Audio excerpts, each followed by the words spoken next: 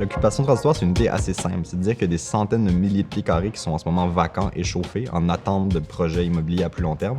Et pourquoi pas les utiliser, les mettre à profit tels quels, en les sécurisant de façon minimum pour permettre à des communautés de les réinvestir et tester des modèles d'affaires, bâtir des modèles de gouvernance et même influencer, enrichir ou même bâtir des projets à plus long terme.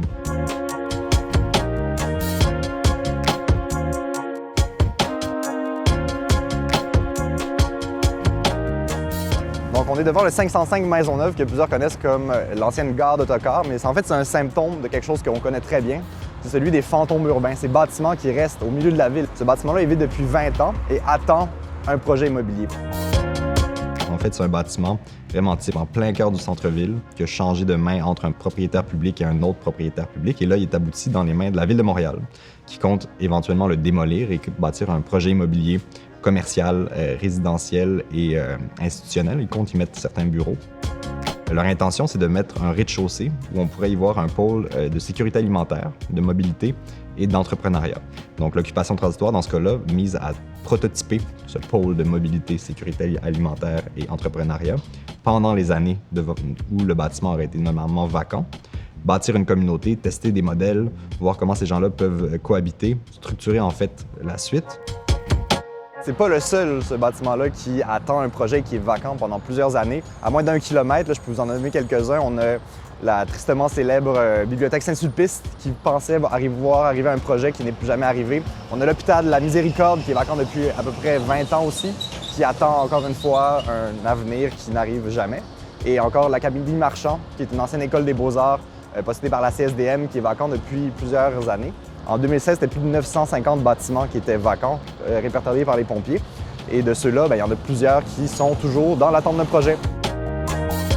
Souvent, quand on parle à la ville, ces projets-là ne sont pas occupables, ne sont pas sécuritaires et sont surtout sur le point de mener un projet concret. Mais quand on regarde les faits, souvent ces bâtiments-là vont être vacants plusieurs années. Et la question de la réglementation, si c'est sécuritaire ou pas, c'est une zone qui est plus grise qu'on pense. Donc nous, on travaille avec les pompiers, on regarde avec d'autres professionnels qui peuvent nous indiquer comment est-ce qu'on peut rendre le bâtiment sécuritaire sans nécessairement qu'il soit conforme au code du bâtiment, par exemple. Et donc on travaille avec les institutions pour leur faire comprendre que ces bâtiments-là, c'est des actifs qui peuvent être mis à profit rapidement et qui peuvent même les informer sur qu'est-ce qui pourrait y arriver par la suite. À mon avis, ça a un gros potentiel de faire réfléchir les propriétaires publics sur le moment de la vacance, puis comment ça peut être un moteur pour développer des choses intéressantes.